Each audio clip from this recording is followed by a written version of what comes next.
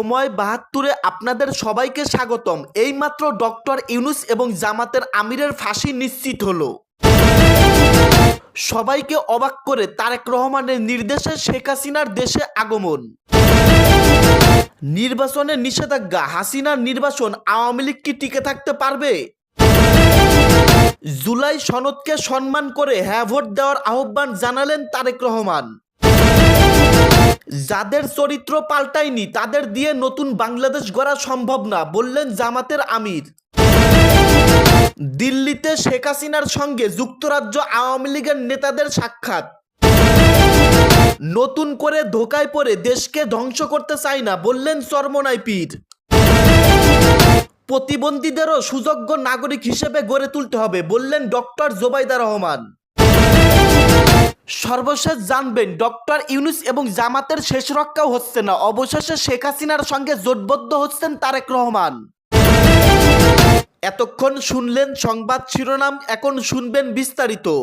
জুলাই সনদকে সম্মান করে হ্যাঁ ভোট দেওয়ার আহ্বান তারেক রহমানের।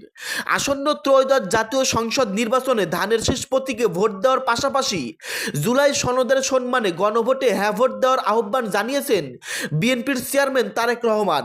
তিনি বলেন, বিএনপি সংস্কার নিয়ে লুকোছাপা করেনি।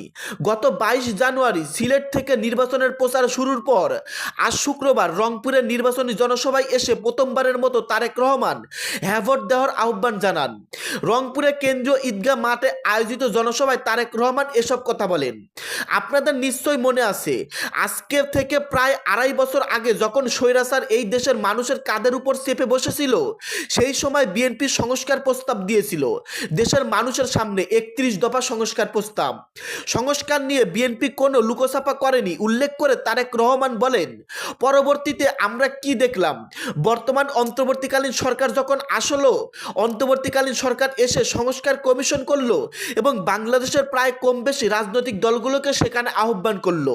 আমরাও গিয়েছি সেখানে, আমাদের সংস্কার প্রস্তাব আমরা দিয়েছি।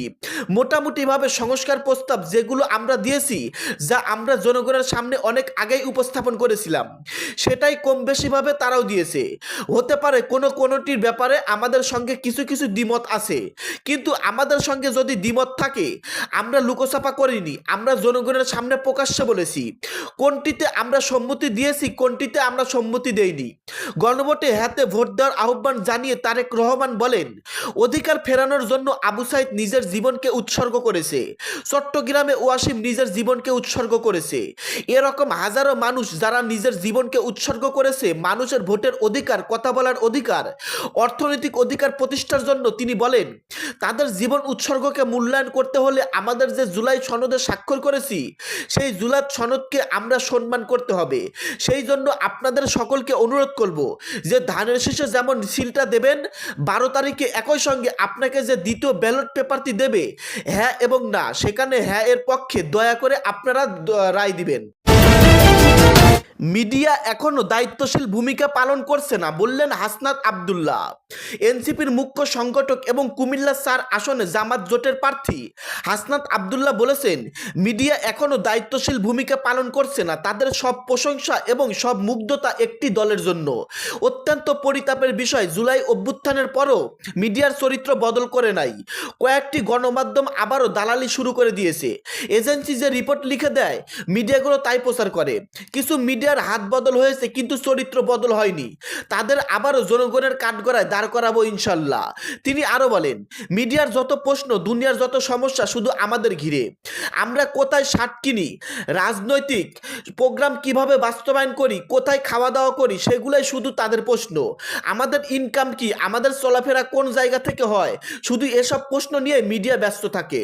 শুক্রবার সন্ধ্যায় কুমিল্লা লাকসামে জামাত নির্বাচনী সমাবেশে বিশেষ অতিথির বক্তব্যে হাসনাত আব্দুল্লাহ এসব কথা বলেন।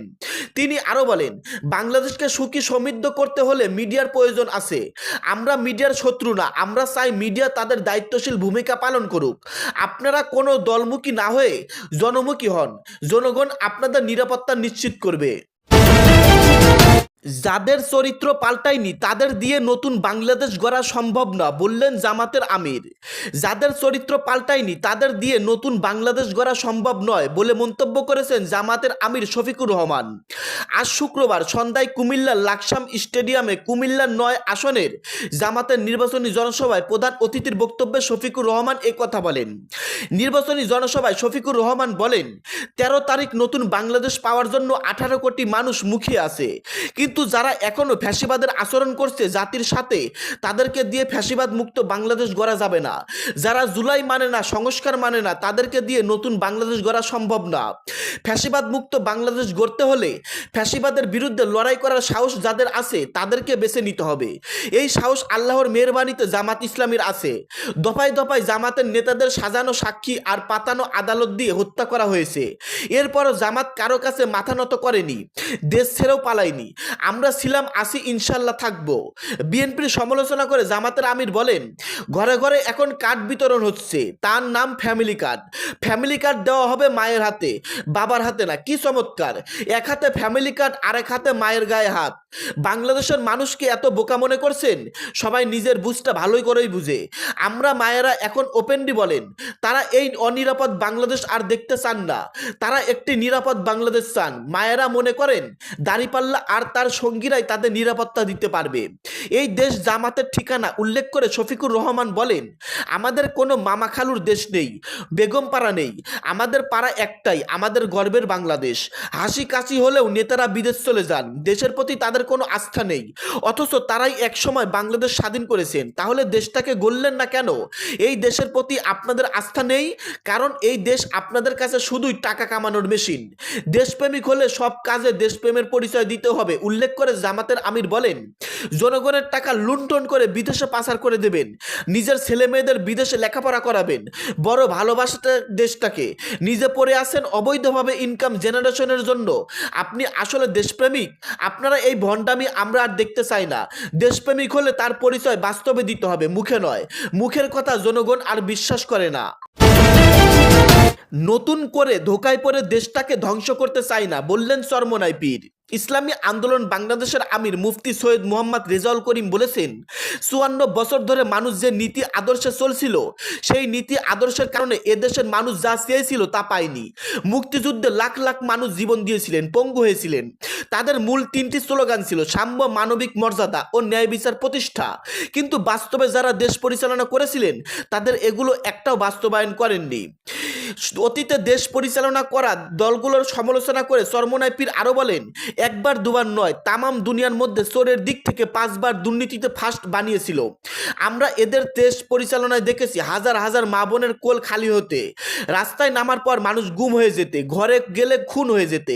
আমাদের দেশের টাকাগুলো বিদেশে পাচার করে বেগম পাড়া তৈরি করছে। 2024 সালের 5ই আগস্ট গণ অভ্যুত্থানের মাধ্যমে দেশ গড়ার একটি সুন্দর সময় এসেছে উল্লেখ করে রেজাউল করিম বলেন, এই সুযোগ কাজে লাগাতে না পারলে আফসোস করতে হবে। বিএনপি ও জামাতের নেতৃত্বাধীন দুটি নির্বাচনী জোটের প্রসঙ্গ তুলে ধরে তিনি বলেন, এই যে দুটি জোটের কথা আমি বললাম, এই জোটের লোকেরা কি বলছে? ইসলাম অনুযায়ী রাষ্ট্র পরিচালনা করব। বিএনপি আগে পরে যা বলে এখনো তাই বলছে। আর বর্তমানে জামাতের নেতৃত্ব যে জোট হয়েছে তারা পরিষ্কার করে বলছে শরিয়া অনুযায়ী দেশ পরিচালনা করবে না। তাহলে প্রচলিত নিয়ম অনুযায়ী দেশ পরিচালনা করবে। তবে প্রচলিত নিয়ম অনুযায়ী দেশ পরিচালনা করে অন্যায়কে দূর করে ইনসাফ প্রতিষ্ঠান করা অসম্ভব। দর্শক, এতক্ষণ শুনতে পারলেন গুরুত্বপূর্ণ প্রতিবেদন। এই সম্পর্কে আপনাদের মতামত ভিডিওর কমেন্টে জানিয়ে দিবেন। ভিডিওটি শেষ করার আগে ছোট্ট একটি অনুরোধ, সময় ৭২ ইউটিউব চ্যানেলটাকে সাবস্ক্রাইব করে সঙ্গেই থাকবেন। ধন্যবাদ।